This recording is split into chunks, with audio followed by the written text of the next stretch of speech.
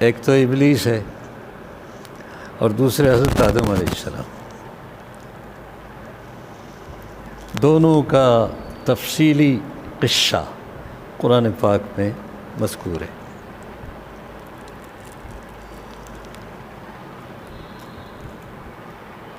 ابلیس کو اللہ تعالیٰ نے حکم دیا، چونکہ یہ فرشتوں کے ساتھ رہتا تھا، جو جس کے ساتھ رہتا ہے ویسا ہی مانا جاتا ہے. فرشتوں کے ساتھ رہتا تھا، اس لیے فرشتوں جیسا سمجھا گیا وہ. حالانکہ جنسی اعتبار سے وہ فرشتوں میں سے نہیں تھا، بلکہ کان من الجن. ابلیس کا تعلق جنسی اعتبار سے اس مخلوق سے ہے جس کو جن کہا جاتا ہے. لیکن چونکہ فرشتوں میں اٹھتا بیٹھتا تھا، فرشتوں کے ساتھ رہتا تھا، اس لیے نمازیں بھی پڑھتا تھا، سجدے بھی کرتا تھا. بہت سجدے کیے اس نے. پھر جب اللہ تعالیٰ نے حضرت آدم علیہ السلام کو پیدا فرمایا اور فرشتوں کو حکم دیا اسجدوا لآدم، آدم کو قبلہ بنا کر سجدہ کرو.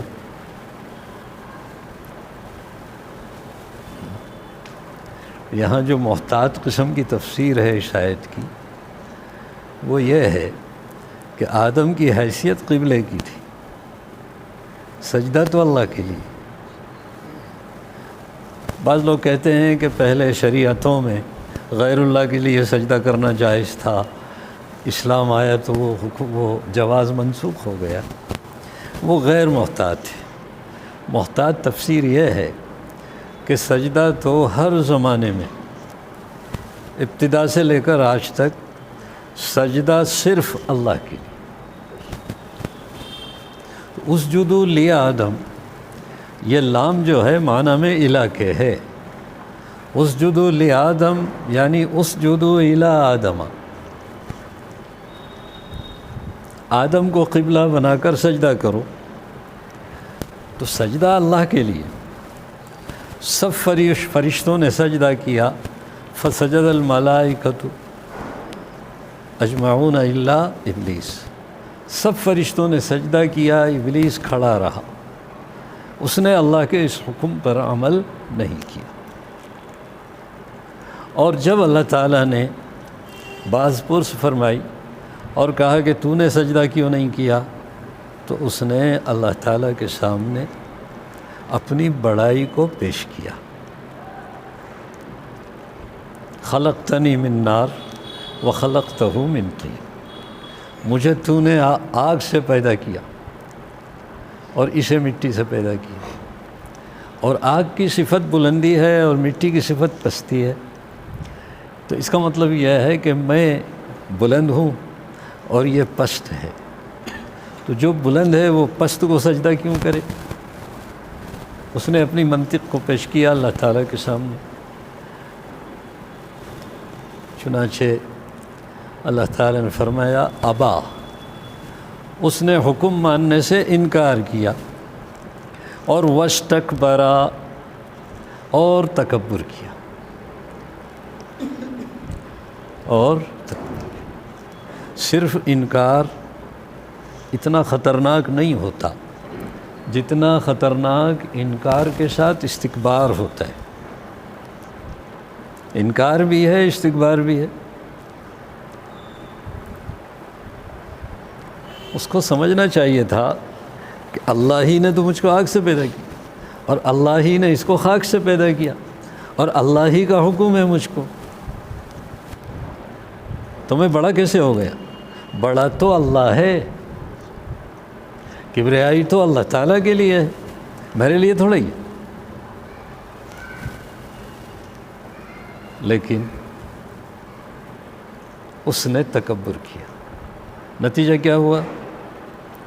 اللہ تعالیٰ نے فرمایا اخرج منہا، نکل یہاں سے، انک رجیم،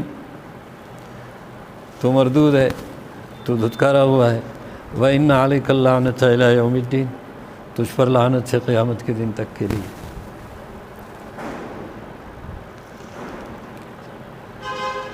اب ابلیس تمام تر برائیوں کا وہ بن گیا، منبع، سرچشمہ بن گیا برائیوں کا۔ ساری برائیاں، ساری بد اخلاقیاں وہیں سے پھوٹ پھوٹ کر نکلتی۔ اس کے مقابلے میں حضرت آدم علیہ السلام اللہ تعالیٰ نے جنت میں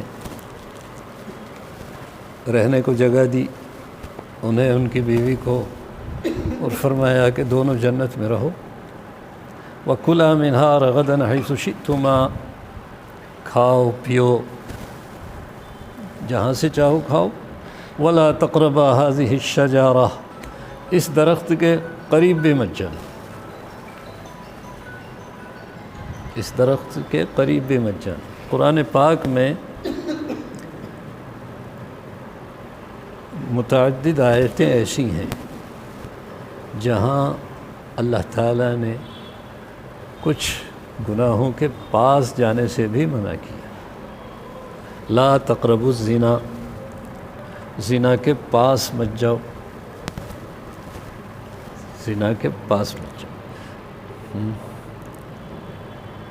یعنی دیکھو مت،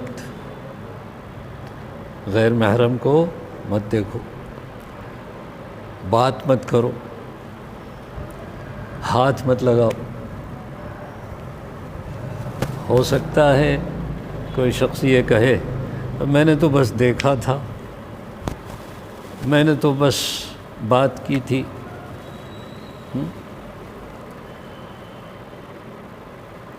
فرمایا لا تقربو، پاس بھی مت جاؤ۔ ابتدا کہاں سے ہوتی ہے؟ ابتدا بات سے ہوتی ہے، فون پہ بات سے ہوتی ہے ابتدا۔ پہلے بات فون پہ ہوتی ہے آج کے زمانے میں، پھر آمنے سامنے ہوتی، پھر آگے ایک سلسلہ شروع ہوتا ہے۔ فرمایا لا تقربوا الزنا، زنا کے پاس مت جاؤ۔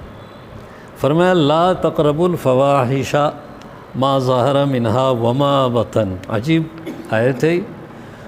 فواحش، بے حیائی کے کاموں کے پاس مت جاؤ۔ ما ظہر منہا وما بطن، اب بے حیائی کے جو کام ہیں وہ دو قسم کے ہیں، کچھ تو وہ ہیں جو دکھائی دیتے ہیں، کچھ وہ ہیں جو نظر نہیں آتے، دونوں کے پاس مت جاؤ۔ جو کام نظر نہیں آتے ان کا تعلق دل سے ہوتا ہے، ان کا تعلق دل سے ہوتا ہے۔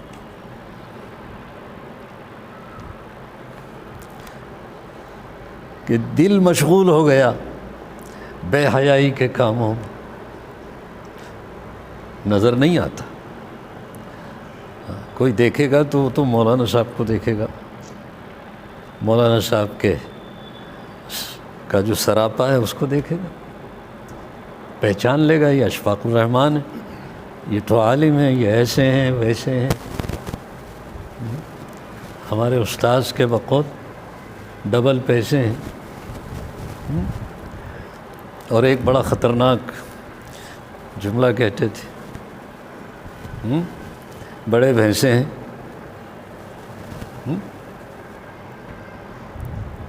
علامہ رفیق احمد صاحب رحمۃ اللہ علیہ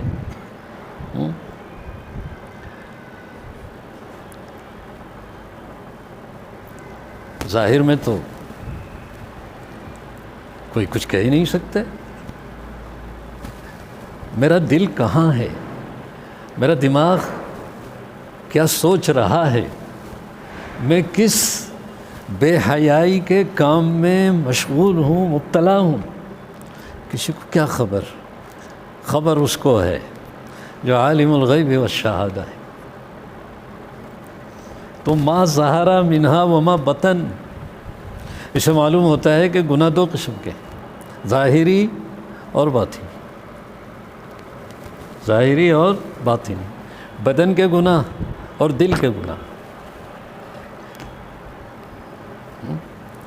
مفتی صاحب فتویٰ دیں گے، مسئلہ بتائیں گے، بدن سے متعلق جو معاملات ہوں گے ان کے بارے میں۔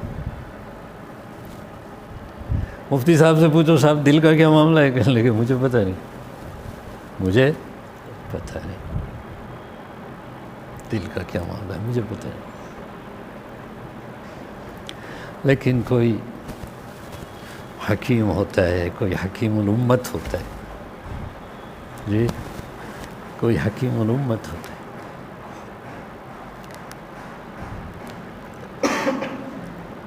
تو وہ حکیم الامت بتاتے ہیں دل کی بیماریاں کیا کیا ہیں، اور دل کس کس طریقے سے گناہوں میں مبتلا ہوتا ہے، اور پھر اس کا علاج کیا ہے، یہ حکیم بتاتے ہیں۔ ایک شخص آیا حضرت حکیم الامت رحمۃ اللہ علیہ کے پاس، اور آ کر اس نے کہا کہ حضرت وہ عیسائی بننے کو دل چاہتے،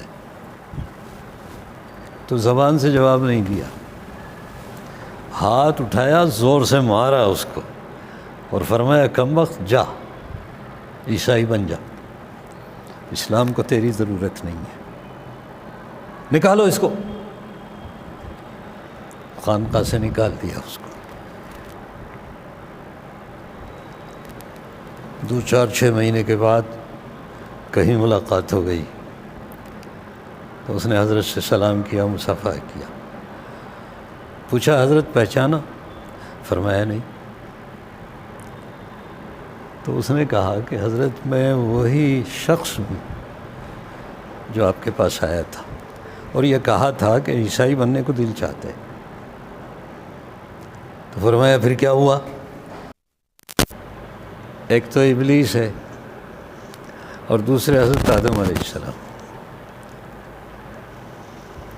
دونوں کا تفصیلی قصہ قرآن پاک میں مذکور ہے۔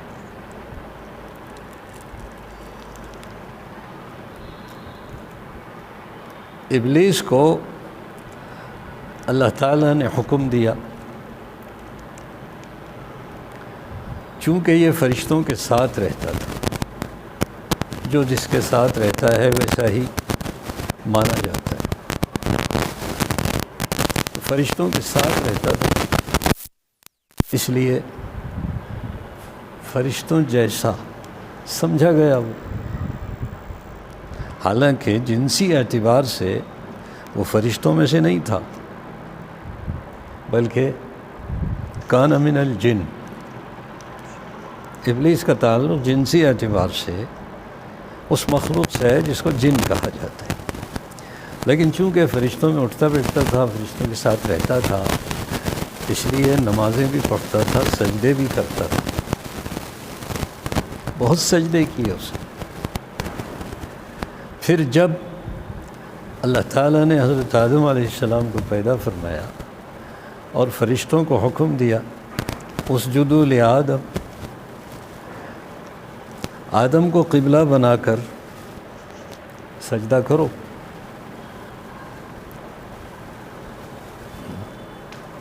یہاں جو محتاط قسم کی تفسیر ہے اس آیت کی وہ یہ ہے کہ آدم کی حیثیت قبلے کی تھی، سجدہ تو اللہ کے لیے۔ بعض لوگ کہتے ہیں کہ پہلے شریعتوں میں غیر اللہ کے لیے سجدہ کرنا جائز تھا، اسلام آیا تو وہ جواز منسوخ ہو گیا، وہ غیر محتاط ہے۔ محتاط تفسیر یہ ہے کہ سجدہ تو ہر زمانے میں ابتدا سے لے کر آج تک سجدہ صرف اللہ کے لیے۔ اسجدوا لآدم، یہ لام جو ہے معنی میں الہ کے ہے، اسجدوا لآدم یعنی اسجدوا الی آدم، آدم کو قبلہ بنا کر سجدہ کرو، تو سجدہ اللہ کے لیے۔ سب فرشتوں نے سجدہ کیا، فسجد الملائکۃ اجمعون الا ابلیس، سب فرشتوں نے سجدہ کیا، ابلیس کھڑا رہا، اس نے اللہ کے اس حکم پر عمل نہیں کیا، اور جب اللہ تعالیٰ نے باز پرس فرمائی اور کہا کہ تو نے سجدہ کیوں نہیں کیا، تو اس نے اللہ تعالیٰ کے سامنے اپنی بڑائی کو پیش کیا۔ خلقتنی من نار وخلقتہ من طین، مجھے تو نے آگ سے پیدا کیا اور اسے مٹی سے پیدا کیا، اور آگ کی صفت بلندی ہے اور مٹی کی صفت پستی ہے، تو اس کا مطلب یہ ہے کہ میں بلند ہوں اور یہ پست ہے، تو جو بلند ہے وہ پست کو سجدہ کیوں کرے؟ اس نے اپنی منطق کو پیش کیا اللہ تعالیٰ کے سامنے۔ چنانچہ اللہ تعالیٰ نے فرمایا ابا، اس نے حکم ماننے سے انکار کیا، اور واستکبرا، اور تکبر کیا،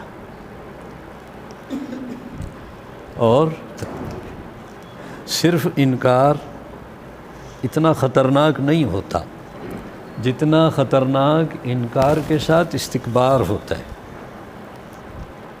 انکار بھی ہے، استکبار بھی ہے۔ اس کو سمجھنا چاہیے تھا کہ اللہ ہی نے تو مجھ کو آگ سے پیدا کیا، اور اللہ ہی نے اس کو خاک سے پیدا کیا، اور اللہ ہی کا حکم ہے مجھ کو، تو میں بڑا کیسے ہو گیا؟ بڑا تو اللہ ہے، کبریائی تو اللہ تعالیٰ کے لیے ہے، میرے لیے تھوڑا ہی۔ لیکن اس نے تکبر کیا، نتیجہ کیا ہوا؟ اللہ تعالیٰ نے فرمایا اخرج منہا، نکل یہاں سے، انک رجیم، تو مردود ہے، تو دھتکارا ہوا ہے، وَإِنَّ عَلَيْكَ اللَّعْنَةَ إِلَىٰ يَوْمِ الدِّينِ، تجھ پر لعنت ہے قیامت کے دن تک کے لیے۔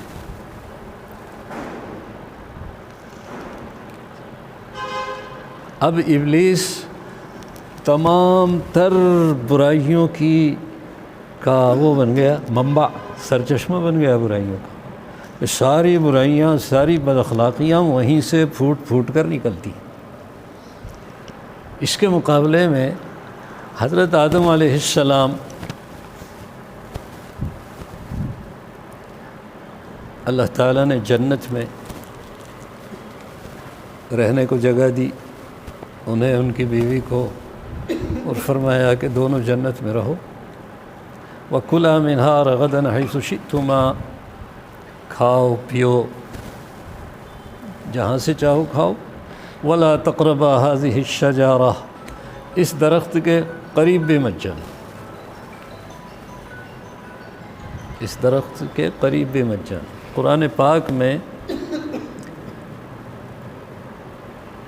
متعدد آیتیں ایسی ہیں جہاں اللہ تعالیٰ نے کچھ گناہوں کے پاس جانے سے بھی منع کیا۔ لا تقربوا الزنا، زنا کے پاس مت جاؤ، زنا کے پاس مت جاؤ، یعنی دیکھو مت، غیر محرم کو مت دیکھو، بات مت کرو،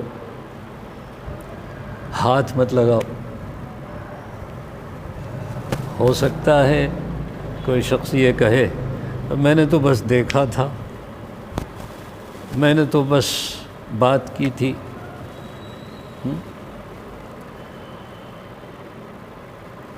فرمایا لا تقربوا، پاس بھی مت جاؤ۔ ابتدا کہاں سے ہوتی ہے؟ ابتدا بات سے ہوتی ہے، فون پہ بات سے ہوتی ہے ابتدا۔ پہلے بات فون پہ ہوتی ہے آج کے زمانے میں، پھر آمنے سامنے ہوتی، پھر آگے ایک سلسلہ شروع ہوتا ہے۔ فرمایا لا تقربوا الزنا، زنا کے پاس مت جاؤ۔ فرمایا لا تقربوا الفواحش ما ظہر منہا وما بطن، عجیب آیت ہے۔ فواحش، بے حیائی کے کاموں کے پاس مت جاؤ، ما ظہر منہا وما بطن۔ اب بے حیائی کے جو کام ہیں وہ دو قسم کے ہیں، کچھ تو وہ ہیں جو دکھائی دیتے ہیں، کچھ وہ ہیں جو نظر نہیں آتے، دونوں کے پاس مت جاؤ۔ جو کام نظر نہیں آتے ان کا تعلق دل سے ہوتا ہے، ان کا تعلق دل سے ہوتا ہے۔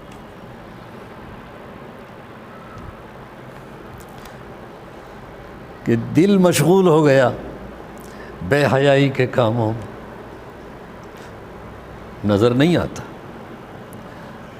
کوئی دیکھے گا تو مولانا صاحب کو دیکھے گا، مولانا صاحب کا جو سراپا ہے اس کو دیکھے گا، پہچان لے گا یہ اشفاق الرحمن ہے، یہ تو عالم ہیں، یہ ایسے ہیں ویسے ہیں۔ ہمارے استاذ کے بقول ڈبل پیسے ہیں۔ اور ایک بڑا خطرناک جملہ کہتے تھے، بڑے بھینسے ہیں،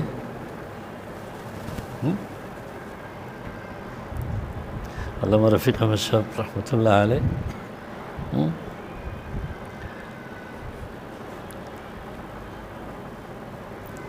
ظاہر میں تو کوئی کچھ کہہ ہی نہیں سکتے، میرا دل کہاں ہے، میرا دماغ کیا سوچ رہا ہے، میں کس بے حیائی کے کام میں مشغول ہوں، مبتلا ہوں، کسی کو کیا خبر؟ خبر اس کو ہے جو عالم الغیب والشہادہ ہے۔ تو ما ظہر منہا وما بطن، اسے معلوم ہوتا ہے کہ گناہ دو قسم کے، ظاہری اور باطنی، ظاہری اور باطنی، بدن کے گناہ اور دل کے گناہ۔ مفتی صاحب فتویٰ دیں گے، مسئلہ بتائیں گے، بدن سے متعلق جو معاملات ہوں گے ان کے بارے میں۔ مفتی صاحب سے پوچھو صاحب دل کا کیا معاملہ ہے، کہنے لگے مجھے پتہ نہیں، مجھے پتہ نہیں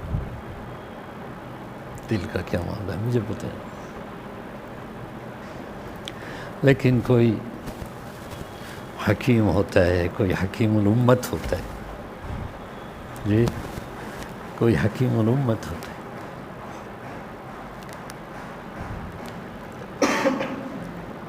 تو وہ حکیم الامت بتاتے ہیں دل کی بیماریاں کیا کیا ہیں، اور دل کس کس طریقے سے گناہوں میں مبتلا ہوتا ہے، اور پھر اس کا علاج کیا ہے، یہ حکیم بتاتے ہیں۔ ایک شخص آیا حضرت حکیم الامت رحمۃ اللہ علیہ کے پاس، اور آ کر اس نے کہا کہ حضرت وہ عیسائی بننے کو دل چاہتے، تو زبان سے جواب نہیں دیا، ہاتھ اٹھایا، زور سے مارا اس کو اور فرمایا کم وقت جا عیسائی بن جا، اسلام کو تیری ضرورت نہیں ہے، نکالو اس کو۔ خانقاہ سے نکال دیا اس کو۔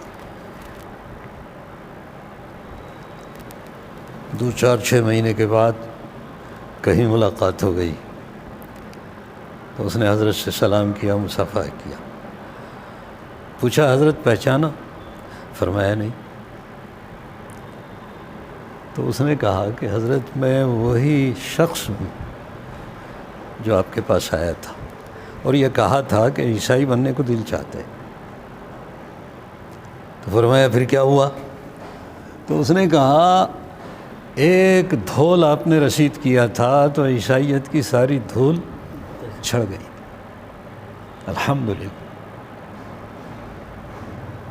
ساری دھول جڑ گئی۔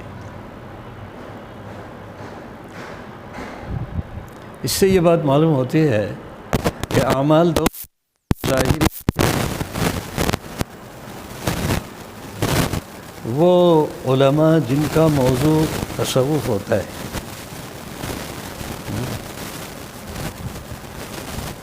جو صوفیہ کہلاتے ہیں، وہ باطنی جو اعمال ہوتے ہیں وہ باطنی اعمال سے، باطنی اخلاق سے بحث کرتے ہیں۔ دل کے جو امراض ہوتے ہیں ان امراض کا علاج ان کا موضوع ہے۔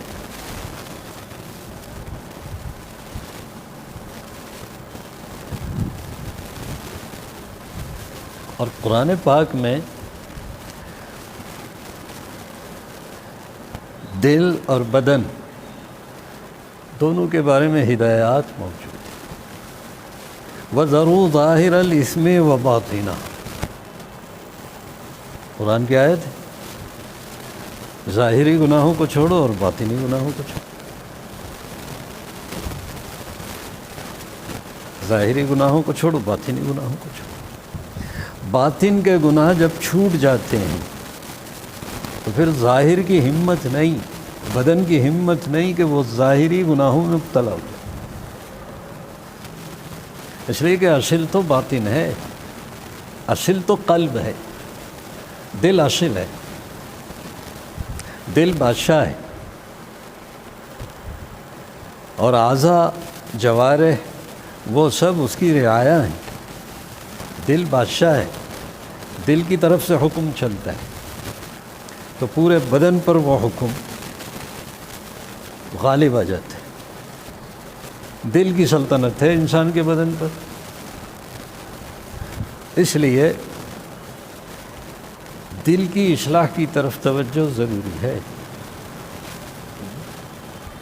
وَذَرُوا ظَاهِرَ الْإِثْمِ وَبَاطِنَهُ، اور یہ بھی فرمایا کہ فَبِمَا نَقْضِهِمْ مِيثَاقَهُمْ لَعَنَّاهُمْ وَجَعَلْنَا قُلُوبَهُمْ قَاسِيَةً، جیسے دل کا اثر بدن تک پہنچتا ہے اس کے برخلاف بھی ہوتا ہے، بدن کا اثر دل تک پہنچتا ہے۔ آنکھوں سے جو کچھ دیکھتا ہے اس کی اہمیت یا اس کی اس چیز کی جو مذمت ہے وہ دل تک پہنچتی ہے۔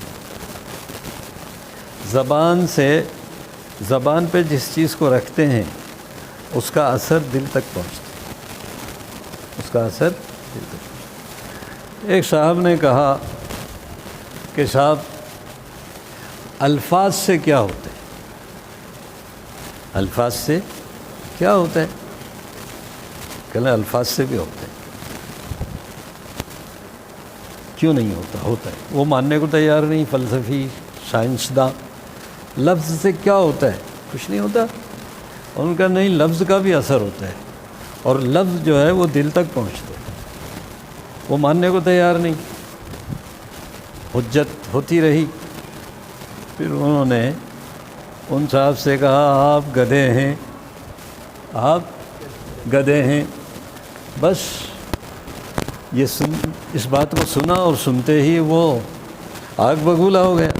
کیا کہہ دیا آپ نے؟ تو اس نے کہا صاحب میں نے لفظ ہی تو کہا ہے، اور آپ ابھی کہہ رہے تھے کہ لفظ کا کیا اثر ہوتا ہے؟ کچھ بھی اثر نہیں ہوتا الفاظ کا۔ تو الفاظ بھی مؤثر ہوتے ہیں۔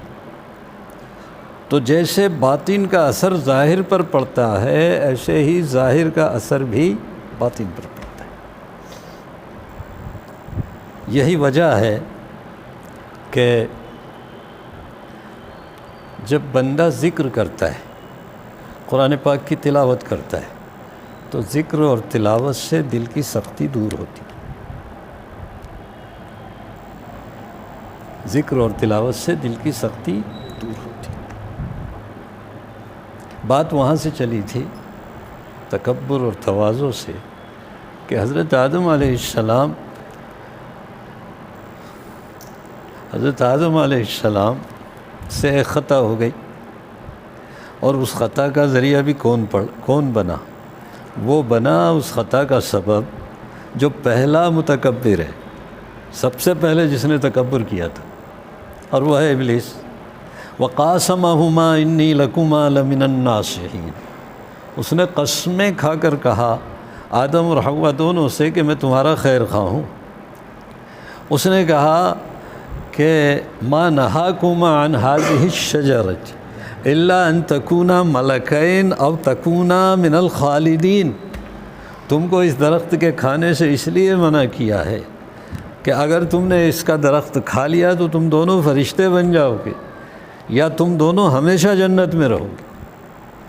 یہ مغالطہ دیا اس نے، اس لیے خطا ہو گئی، اور جب خطا ہوئی اور اللہ تعالیٰ کی طرف سے اس خطا کا اثر محسوس ہوا، اور اثر بھی عجیب قسم کا اثر ظاہر ہوا۔ کیا اثر تھا؟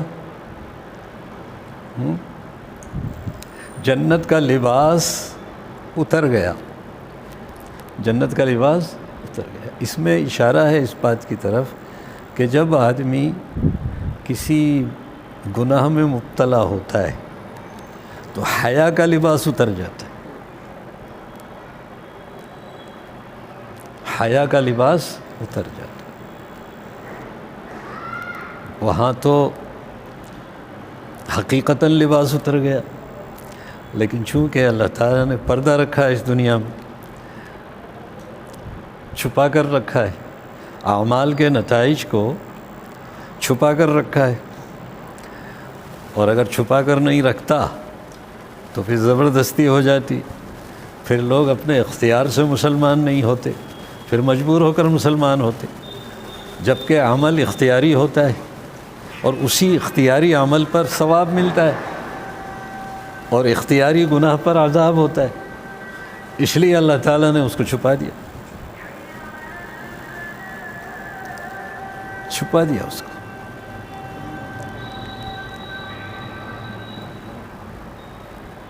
تو آدم علیہ السلام کو جب اس بات کا احساس ہوا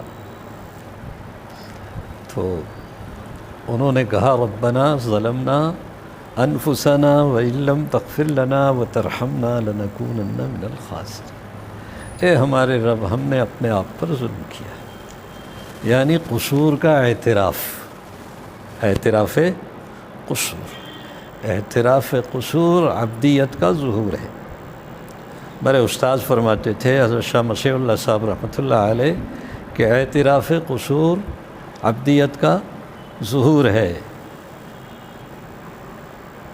تو آدم علیہ السلام نے اس بات کا اعتراف کیا کہ میں عبد ہوں، میں بندہ ہوں، میں غلام ہوں، میں آقا نہیں ہوں،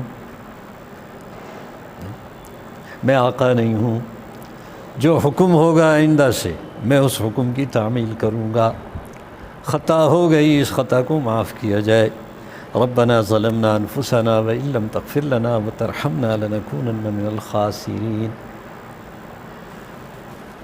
اب یہ دو قصے ہیں ہمارے سامنے، ایک ابلیس کا، ایک آدم کا۔ ابلیس نے تکبر کیا تو اللہ تعالیٰ نے اس کو دھتکارا، اس کو زمین پہ پھینک دیا، اخرج منہا فإنک رجیم۔ رجیم کہتے ہیں مرجوم کو، جس کو سنسار کیا جائے، جس پر پتھر برسائے جائیں، اس کو مرجوم کہتے ہیں، اس کو رجیم کہتے ہیں۔ اور ان علیک اللعنہ الی یوم الدین، تجھ پر لعنت ہے قیامت کے دن تک۔ اور آدم علیہ السلام کو فرمایا اہبطا منہا، تم دونوں اتر جاؤ۔ پھینکنے اور اتارنے میں فرق ہوتا ہے، پھینکنے اور اتارنے میں فرق ہوتا ہے۔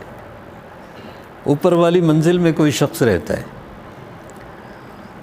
اور وہاں چور آ گیا،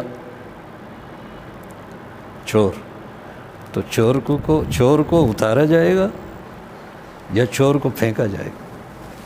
چور کو پھینکا جائے گا۔ موقع آیا تو وہیں سے اوپر سے نیچے پھینک دیں گے چور کو۔ جی، چور بھی انسان ہے، اور اگر مہمان آئے تو مہمان کو نیچے پہنچایا جاتا ہے، لفٹ کے ذریعے پہنچایا جاتا ہے، سیڑھیوں کے ذریعے نیچے پہنچایا جاتا ہے۔ تو مہمان کو اتارا جاتا ہے اور چور کو پھینکا جاتا ہے۔ یہ ابلیس انسانیت کا چور تھا، اس چور کو اللہ تعالیٰ نے وہاں سے پھینکا، پٹخ دیا نیچے۔ آدم علیہ السلام مہمان تھے جنت میں، آدم علیہ السلام مہمان تھے جنت میں، یا یہ کہ جنت آدم علیہ السلام کا اور ابنائے آدم کا وطن اللہ تعالیٰ نے بنا دیا تھا جنت کو، تو وہاں سے آدم علیہ السلام کو اتارا زمین پر، اور زمین پر اتارنے کے بعد آدم کو نسل انسانی کی اصل بنایا۔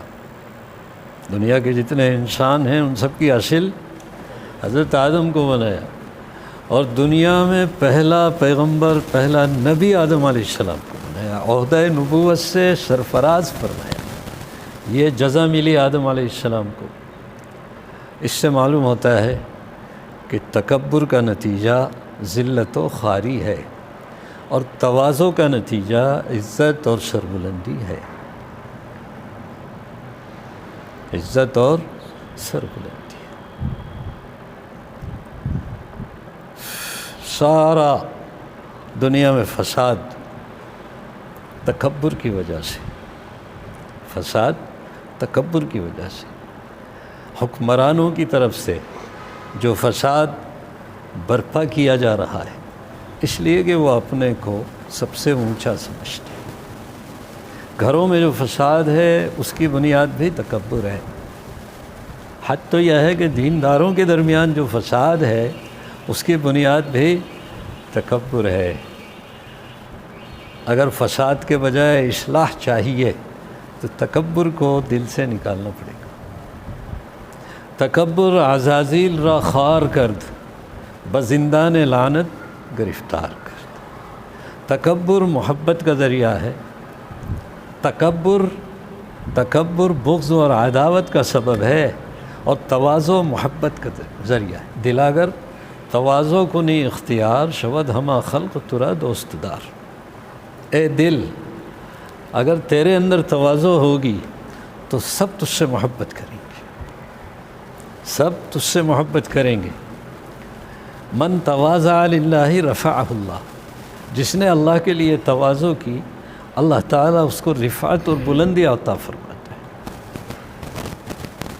میرے ایک استاد تھے دیوبند کے رہنے والے، حضرت مولانا واجد حسین صاحب رحمۃ اللہ علیہ۔ میں نے ان سے ہدایات، ترجمہ قرآن پاک، مختصر المعانی، مقامات حریہ کتابیں پڑھی۔ ان کے والد صاحب بھی مدرس تھے، وہ دور حدیث کی کتابیں پڑھاتے تھے۔ باپ بیٹے دونوں انتہائی متواضع تھے۔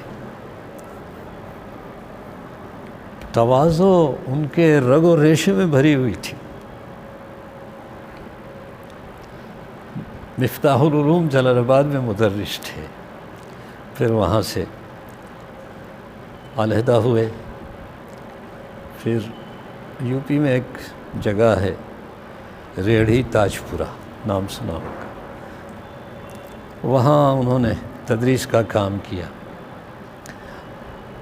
پھر وہاں سے ڈابیل کے محتمم صاحب نے، تعلیم الدین ڈابیل کے محتمم صاحب نے ان کو ڈابیل مدعو کیا، وہاں کے شیخ الحدیث بنے، وہاں کے شیخ الحدیث بنے۔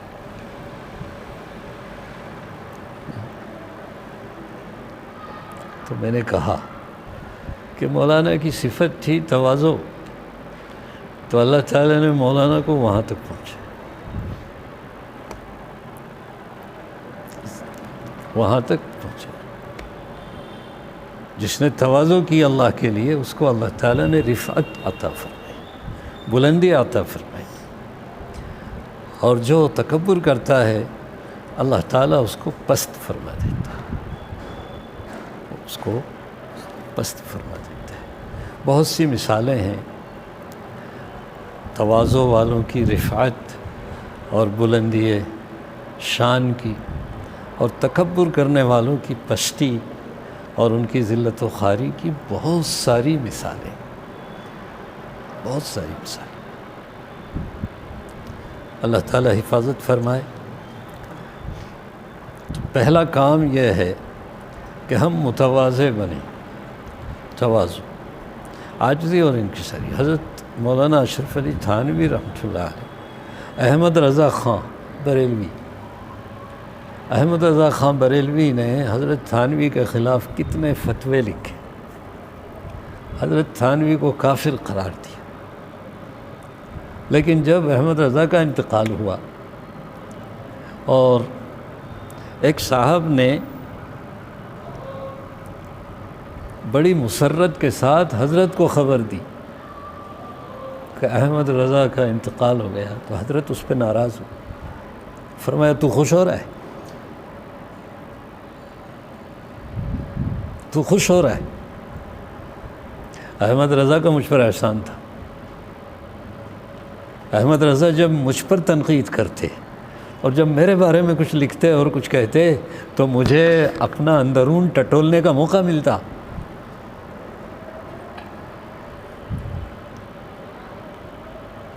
میرے بارے میں انہوں نے جو کچھ کہا اس کو میں اپنی اصلاح کا ذریعہ سمجھتا ہوں۔ تو خوش ہو رہا ہے؟ مجھے افسوس ہو رہا ہے اس کے انتقال۔ تو خوش ہوتا ہے؟ علامہ سید سلیمان ندوی رحمۃ اللہ علیہ کتنے بڑے عالم تھے، پوری دنیا میں ان کا ڈنکا بج رہا تھا اس زمانے میں۔ علامہ سید سلیمان ندوی اتنے بڑے عالم حضرت تھانوی رحمۃ اللہ علیہ کے پاس گئے اصلاح قلب کے لیے، یا دل کی دنیا کو درست کرنے کے لیے حضرت تھانوی کے پاس پہنچے، حضرت تھانوی کے ہاتھ میں ہاتھ دیا اور پھر حضرت تھانوی سے عرض کیا جب واپسی کا وقت آیا، حضرت کوئی نصیحت فرما دیجیے۔ تو حضرت تھانوی فرماتے ہیں میں ایک طالب علم اتنے بڑے علامہ کو نصیحت کروں؟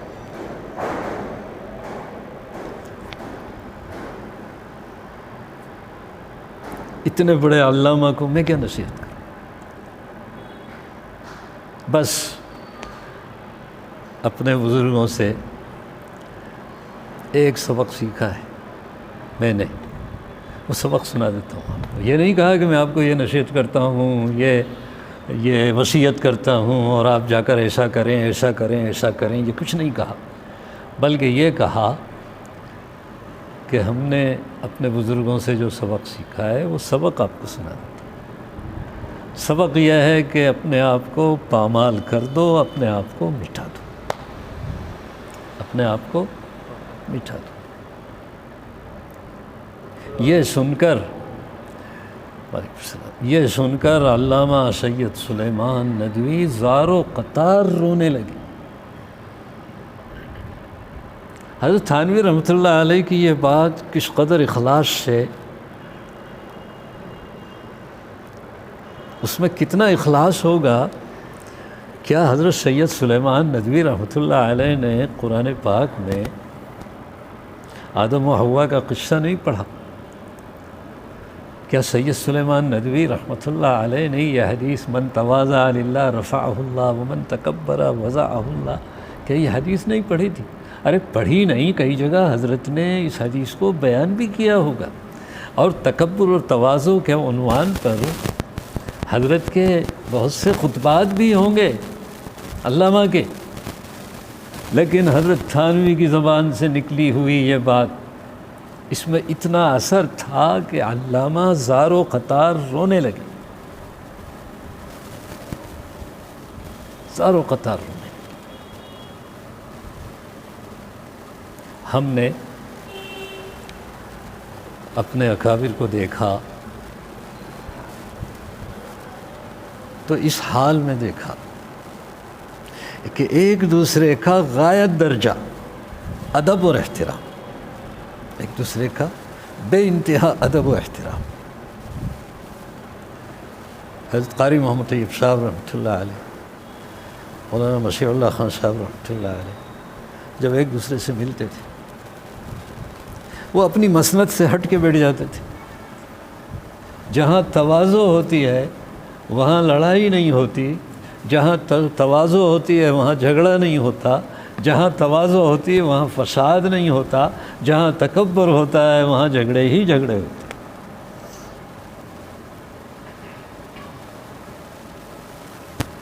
اولیاء اللہ کے درمیان آپس کا اختلاف نہیں، نظریاتی اختلاف تھوڑا بہت ہوا تو ہوا، ورنہ ایسا اختلاف نہیں۔ ایک بات کہہ دوں معذرت کے ساتھ، جو بس علماء ہوتے ہیں، جو بس علماء ہوتے ہیں، جو صرف علماء ہوتے ہیں، ان کے درمیان تو اختلافات کھل کر سامنے آ جاتے،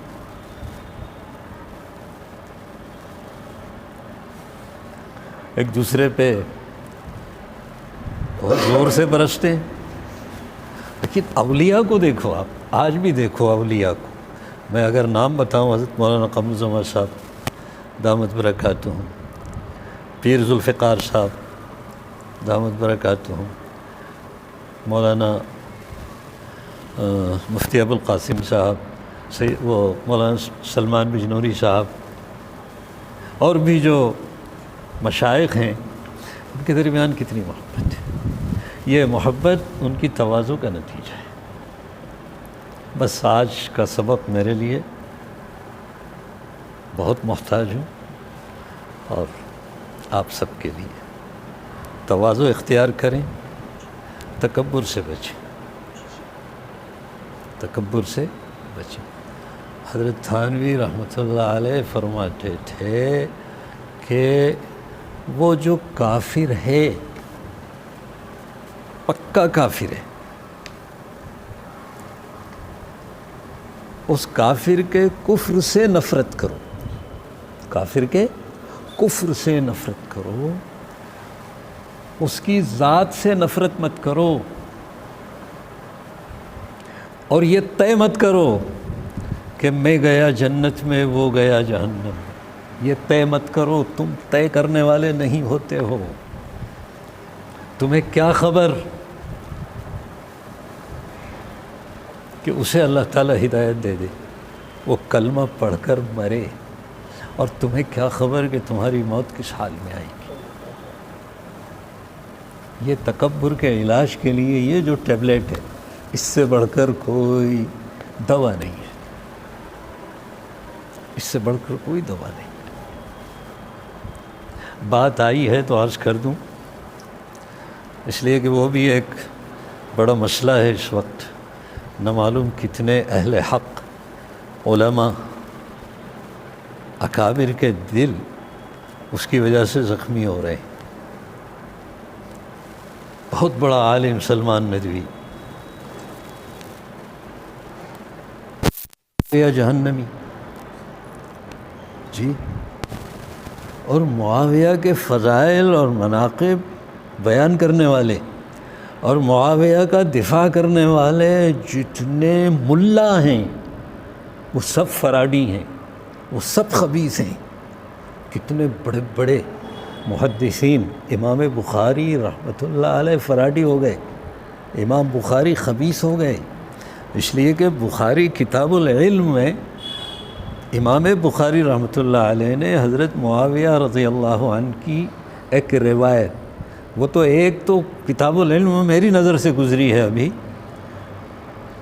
حضرت معاویہ کی روایت کو بخاری میں انہوں نے نقل کیا ہے۔ تو اس کا مطلب یہ ہے کہ بخاری معاویہ کو مسلمان مانتے تھے، صحابی مانتے تھے۔ اب یہ کہہ رہا ہے کہ معاویہ مسلمان ہی نہیں تھا، معاویہ جہنم، یہ ملا، یہ فراڈی ہیں، یہ خبیث ہیں، یہ جہنمی ہیں۔ اس کی بنیاد کیا ہے؟ سوائے تکبر کے کچھ بھی نہیں۔ اگر تواضع ہوتی، فکر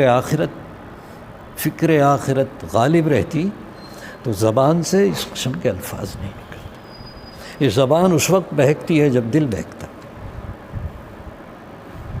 اب سلمان کا نام لیا میں نے، نام اس لیے لیا ہے کہ ابھی بہت سے مسلمان اس کی وجہ سے فتنے میں مبتلا ہو رہے ہیں، اس لیے نام لینا ضروری۔ شکیل کا نام کیوں لیتے ہیں؟ اس لیے کہ اس کے فتنے سے لوگوں کو بچانا مقصود ہے۔ غلام احمد قادیانی کا نام کیوں لیا ہمارے اکابر نے؟ حضرت علامہ انور شاہ کشمیری رحمۃ اللہ علیہ کے حالات پڑھیے آپ، کہ قادیانیت کے خلاف انہوں نے کتنا بڑا جہاد کیا تھا. تو تصوف کا اور صوفی کا مطلب یہ نہیں کہ چپ بیٹھا رہے ایک کونے میں. صوفی اس کو نہیں کہتے. تمام تر تواضع کے ساتھ حق کو حق کہے، باطل کو باطل کہے، وہ ہوتا ہے صوفی صافی. اللہ تعالی ہمیں تواضع کی صفت عطا فرمائے اور تکبر سے بال بال بچائے.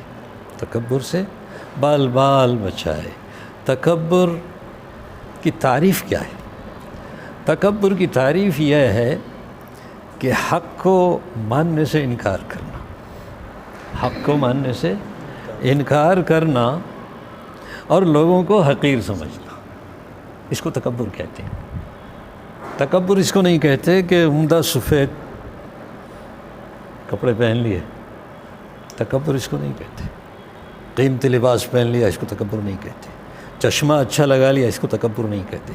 تکبر یہ ہے کہ اپنے مقابلے میں دوسروں کو حقیر سمجھنا، اس کو تکبر کہتے ہیں.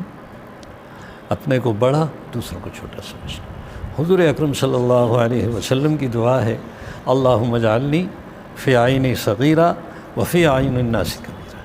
اے اللہ مجھے اپنی نگاہوں میں چھوٹا بنا دے اور لوگوں کی نگاہوں میں بڑا بنا دے. عجیب بات ہے، یہاں عجیب بات ہے. بڑا بننے سے منع نہیں کیا ہے، بڑا بننے سے منع نہیں کیا ہے. ہاں، خود سے بڑا بننے کو منع فرمایا ہے.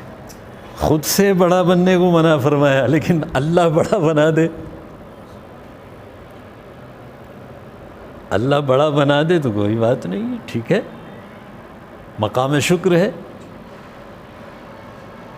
اللہ بڑا بنائے تو مقام شکر ہے، مقام فخر نہیں ہے. مقام فخر نہیں ہے، مقام شکر ہے. تو بڑا بننے کا طریقہ بھی بتا دیا. کتنی شفقت، کتنی محبت ہے حضور پاک صلی اللہ علیہ وسلم کو اپنے امتیوں کے ساتھ. اللہم اجعلنی فی عینی صغیرہ، اے اللہ مجھے اپنی نگاہوں میں چھوٹا بنا دے، وفی اعین الناس کبیرہ، اور لوگوں کی نگاہوں میں بڑا بنا دے. اس کا مطلب یہ ہوا کہ جو خود اپنی نگاہوں میں چھوٹا ہوتا ہے اللہ تعالیٰ اس کو بڑا بناتے ہیں، اور جو خود اپنی نگاہوں میں بڑا بنتا ہے اللہ تعالیٰ اس کو چھوٹا بناتے ہیں. تو تکبر بنیاد ہے تمام بد اخلاقیوں کی. اللہ تعالیٰ اس مرض سے ہم سب کی حفاظت فرمائے اور ہم کوشش کریں. کوشش کیسے کریں گے؟ ذکر کا اہتمام،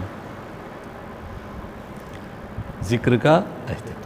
جو متکبر ہوتا ہے اس کا دل سخت ہوتا ہے، اور دل کی سختی اللہ کے ذکر سے ختم ہوتی ہے. دل کی سختی قرآن پاک کو پڑھنے سے ختم ہوتی ہے. دل کی سختی موت کو یاد کرنے سے ختم ہوتی ہے. یہ علاج بتایا حضور اکرم صلی اللہ علیہ وسلم. عمل کریں گے انشاءاللہ. اللہ تعالیٰ عمل کی توفیق دے. وآخر دعوانا الحمدللہ رب العالمین. بس آج اتنا. آج آئندہ پھر اچھا آپ کی اچھا اللہ تعالیٰ شفا عطا فرمائے. الحمدللہ رب العالمین والصلاة والسلام علی سید الانبیاء والمرسلین وعلی آلہ واصحابہ اجمعین. اللہ ہمارے گناہوں کو معاف فرما، خطاؤں سے درگزر فرما، رحم کرم عافیت کا معاملہ فرما، ہر خیر مقدر فرما، ہر شر سے حفاظت فرما. اللہ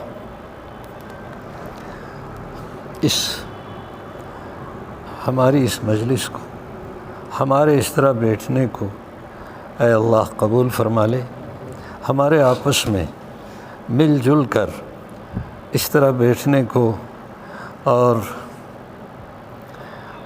جو کچھ کہا گیا ہے سننے والوں نے سنا ہے، اس کہنے سننے کو ہماری مغفرت کا ذریعہ بنا دے.